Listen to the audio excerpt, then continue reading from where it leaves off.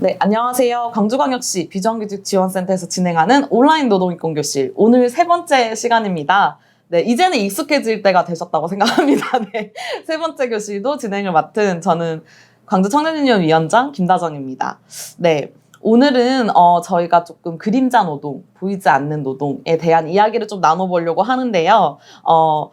바로 청소노동자에 대한 이야기를 좀 나눠보려고 해요. 저희가 이제 뭐 근무하는 사무실이나 뭐 아파트 그리고 관공서 등에 항상 계시지만 자주 볼 수 없는 분들이 있습니다. 바로 청소미화 노동자이신데요. 우리가 없는 시간에 우리의 공간을 치워주시고 깨끗하게 해주시지만 그분들의 노력이 많이 알려져 있지 않아서 소중함을 좀 모르는 경우가 있는 것 같아요. 청소미화 노동자의 경우는 다들 아시다시피 또 용역업체에 소속되어져 있어서 이제 늘 고용 불안에 좀 시달리시기도 하시는데요.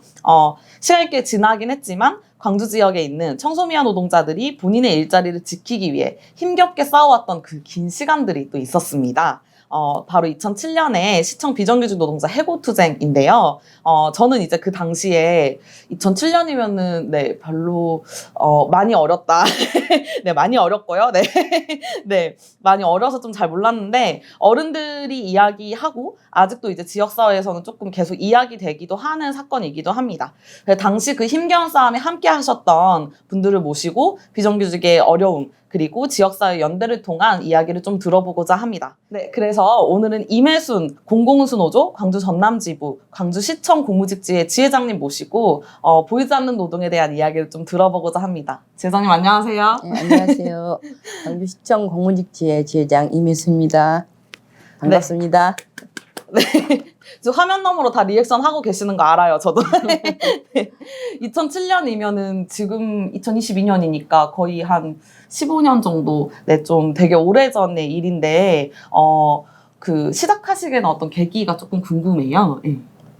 그때 당시에 그 용역회사하고 광주시하고 그 3년 계약이 됐는데요. 저희들이 이제 계약 만료가 다가오면서 저희들은 이제 어쨌든 일자리는 그대로이니 그 자리 일만 하게 해달라고 했던 부분을 계속 지속적으로 얘기했던 부분이었는데 그게 이루어지지 않아서 저희들이 어쩔 수 없는 그런 투쟁을 하게 된 것 같아요. 혹시 당시에도 노동조합이 있었을까요? 네, 있었습니다. 노동조합으로 그럼 통해서 이렇게 투쟁을 하신 네. 거? 아, 네네. 제가 알기로는 아파트에 계시는 뭐 경비원 분들이나 뭐 미화 노동자분들 이분들 대부분 이제 용역업체 소속이라고 하시는데 보통 평균 계약 기간이 얼마 정도 되나요? 저희는 그 시청에서 처음에는 이게 3년 계약을 했다고요. 그 다음에 그 2년을 근무하면 정규직화를 만들어주는 그 과정이 있었어요. 그럴 때 저희들이 이제 해고당하고 나서 그 다음에는 시청하고 용역회사하고 계약 맺은 게 23개월로 맺었더라고요. 3개월로 맺었고 아마 그 외에는 거의 이 조그마한 노동조합이 없는 그런 데는 아마 제가 알기로는 11개월 퇴직금을 주지 않기 위해서 그런 경우가 많았어요. 또 궁금한 게 용역업체가 한 곳만 있나요? 여러 군데가 이렇게 시청에 다 들어와 있는 건가요? 그때 당시에 저희들이 인원이 한 36명 정도 됐거든요. 처음에. 그때는 저희들도 용역회사가 하나인 줄 알았어요. 근데 5개 업체가 같이 묶어서 들어왔더라고요. 그러니까 이제 예를 들어서 저는 뭐 이제 실업이다 뭐 이렇게 하는데 그 실업이 하나에 그 4개 업체를 따로 같이 가져오는 경우였었어요. 그때. 네. 관리는 한 군데서 했고. 관리는 한 군데서 하고 이제 약간 그 계열사 같은 그런 느낌인가요? 이렇게 뭐 6, 5, 7명 이렇게 나눠놨더라고요. 이렇게. 그러면 그 전체 용역업체에 소속된 노동자분들과 함께 이제 노조를 만드시고 그렇게 하신 거예요? 예, 저희들이 이제 처음에 이제 저도 이제 노동조합이 뭔지도 모르는 상황이었고 그때 이제 노조를 하자고 그때 저희들은 이제 저는 처음이어서 노동의 시간이 8시간인 줄 몰랐어요. 저희들은 사실은 처음에. 그래서 저희들이 10시간을 근무를 하고 있었더라고요. 그래서 이제 거기에 이제 아시는 분들이 남자분들이 있어서 이제 이렇게 노동조합을 하자라고 했었을 때 저희들이 이제 어떤 분의 소개를 받고 이제 공공우수 노조에 가입을 하게 됐는데 여기에 이제 그때 당시에는 복수노조가 성립이 안 됐었잖아요. 근데 한국노총을 소장을 비롯해서 이게 6명을 만들어 놨더라고요, 이미. 그래서 저희들이 이제 그때 당시에 다시 한국노총으로 가입을 해서 전부 다 거기서 탈퇴를 하고 다 민주노총으로 전환하는 과정이 있었었죠. 혹시 투쟁하시면서 좀 기억에 남는 일이 있으실까요? 해고는 됐지만 저희들이 이제 3월 8일 날 2007년 3월 8일 날 저희들이 해고가 되지 않았습니까? 근데 그때 당시에 저희들이 이제 그 굉장히 그 내부적으로 그 알려지지 않는 투쟁을 엄청 했었어요, 저희들이. 여기에 이 강주시에 그 저희들이 이불에 쌓여서 끌려 나와가지고 그 속에서 싸웠던 그 기억은 아무도 모르거든요. 저희들 저희들 아픈 사람만 기억을 하지.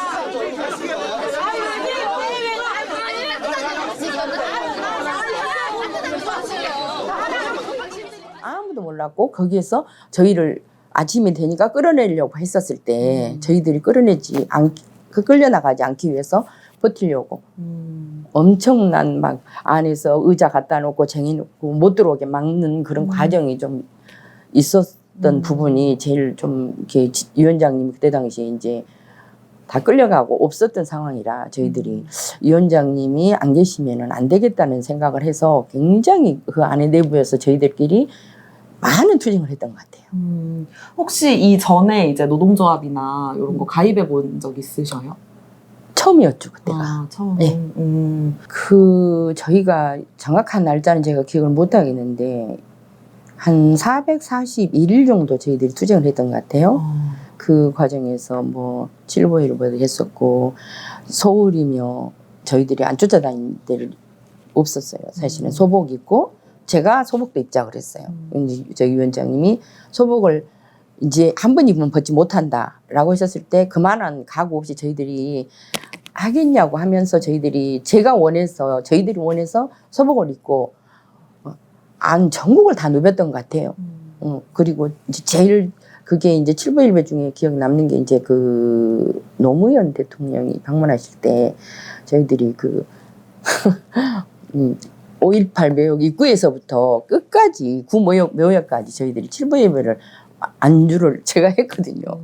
그게 글쎄요. 그때는 어떻게 해서 그렇게 제가 어디서 그런 힘이 났을까 지금은 좀 제가 좀 나도 궁금하거든요. 그래서 저희들이 그렇게 노숙도 해보고 이런 상황에서 또 가족들이 저희들한테 힘을 실어주지 않았더라면 저희가 끝까지 싸울 수 없었다고 생각을 하고요. 그 속옷투쟁이 조금 화제가 됐었는데 붙고 네. 화제가 됐었는데 어떻게 이렇게 또 하시게 됐는지. 저희들이 이제 해고 날이 이렇게 임박해 오고 저희들은 쫓겨나지 않기 위해서 정말 여기에서 자면서 여기서 생활하면서 투쟁하기 위해서 모든 준비를 맞춰놓은 상황이었고 시장님 면담을 요청을 했었을 때 거부당했을 때 그 내부적으로 그냥 저희들이 굉장히 막 즐겁게 했었던 것 같아요. 그때 무서운 줄 모르니까 즐겁게 하면서 야 우리 너무 이게 우리들은 무기가 그것밖에 없으니까 그냥 벗자 이렇게 농담식으로 처음에는 그랬었거든요. 근데 이제 그게 이제 3층에서 점검하면서 이제 그 사람들이 하나씩 끌려 나가잖아요. 저희들 연대를 해주신 분들이 한 분씩 끌려 나갔을 때 안 되겠다.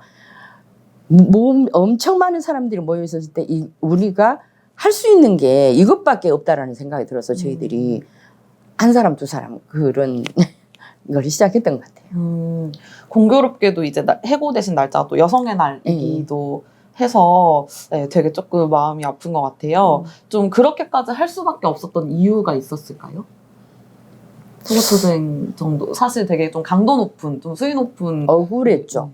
억울했고 저희들이 어쨌든 노동조합을 한 죄밖에 없는데 그 노동조합을 하지 않는 사람은 솔직히 말해서 고용을 했었거든요. 그때 당시에 이력서를 받아주고 그때 당시에 저희들은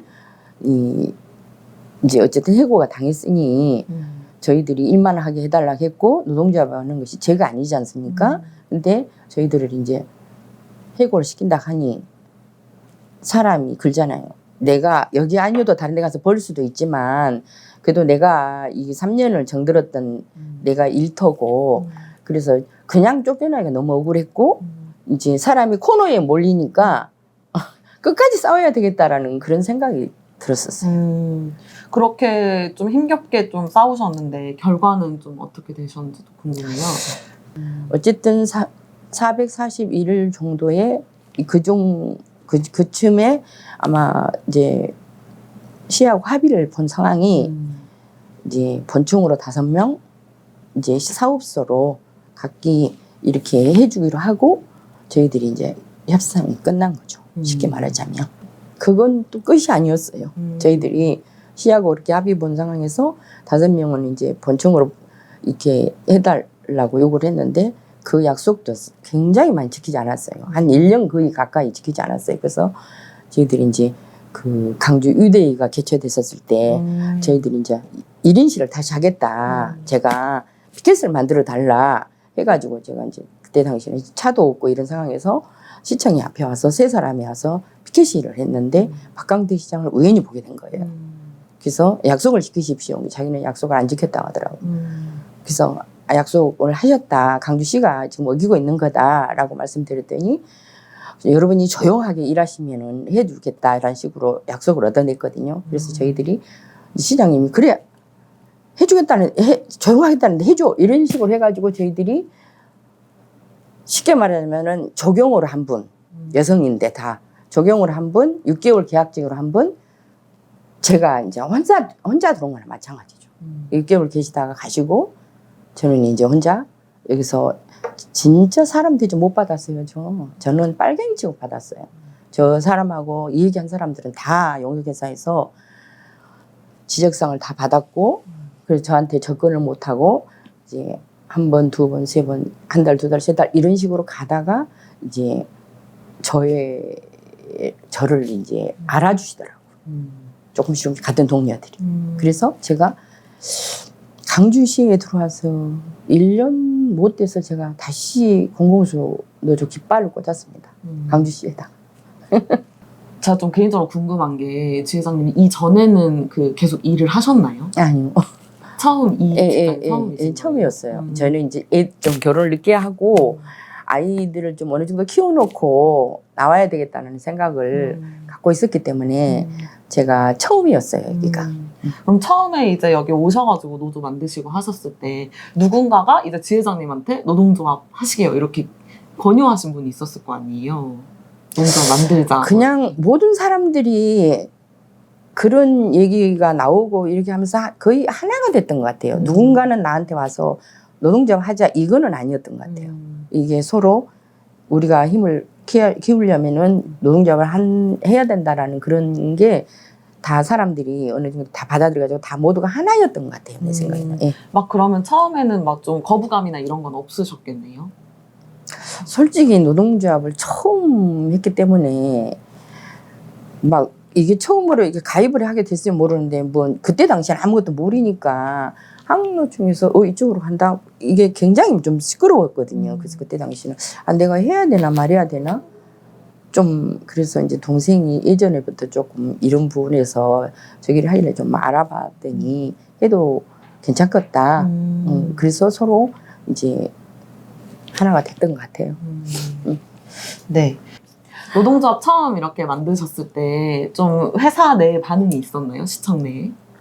왜 노조해? 막 이런다든지. 그때 당시에는 저희들이 이제 그 계속 남자분들이 저희들이 8시간 근무제인데 그 10시간을 했잖아요. 그 부분에서 8시간을 해달라고 계속 요구를 했던 부분이 있었어요. 그래서 그거를 이제 시에서 거부했던 거죠.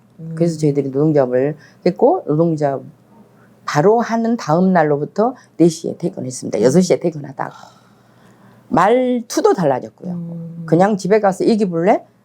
하기 싫으면 가. 집에 가서 이기봐. 이런 말투부터 달라졌죠. 노동조합을 하고 난 뒤로부터는. 너무 좋았습니다. 그 투쟁이 조금 지역사회에 주는 의미가 있었을까요?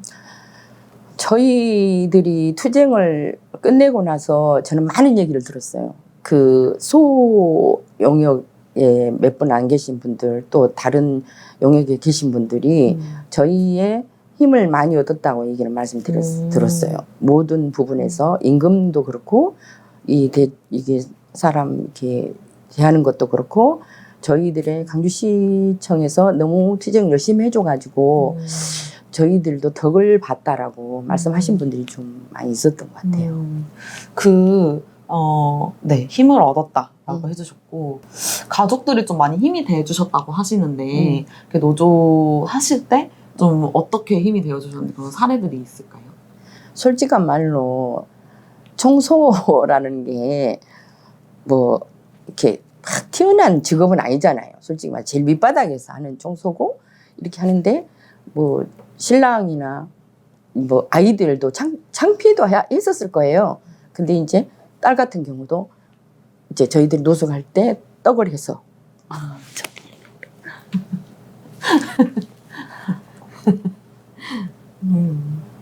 떡이 가래떡이었나요? 꿀떡이었나요? 이제 그렇게 힘을 주고 또 저희 신랑 같은 경우도 찾아와 주고 그게 힘이었던 것 같아요. 그런 힘이 가족의 힘이 없었다면 여기까지 왔을까 이런 생각이 들어요. 오늘 이제 좀 여러 가지 그 공무직 지회, 시청 공무직 지회의 투쟁 이야기부터 네, 따님이 떡을 해주신 이야기까지 하면서 우도치 않게 제가 지회장님의 눈물을 빼버렸는데 지금 네, 그랬는데 좀 네, 그런 것 같아요. 저희 어머니도 계속 일을 하시거든요. 그래서 보면은 여성들이 사실 집에서 이렇게 일을 하면서 밖에 나와서도 일을 할 때 그 여성의 어떤 노동력의 가치가 사실 사회에서 조금 평가져야 되는 지점들이 있잖아요. 저는 이제 되게 대표적으로 이 청소노동 같은 경우가 그렇다라고 생각해요. 가장 기본적이고 가장 중요하고 그렇게 가장 중심에 서야 되는 꼭 필요한 노동임에도 불구하고 되게 그거를 천시하고 뭔가 되게 별로 안 좋은 일자리라고 보는 이러한 사회적 시선들이 조금 많이 좀 개선되길 바라면서 오늘 지회장님이 또 이렇게 눈물까지 빼시면서 어려운 이야기를 네, 해주셨는데 그래도 지회장님의 그때 이제 헌신적인 투쟁이 있었기 때문에 또 노동조합의 헌신적인 활동이 있었기 때문에 시청에서 이렇게 많은 그 공무직 노동자들이 지금 이렇게 조금 안정적으로 일을 할 수 있었지 않을까라고 생각합니다. 오늘 이야기 나눠주셔서 정말 감사합니다. 네, 감사합니다.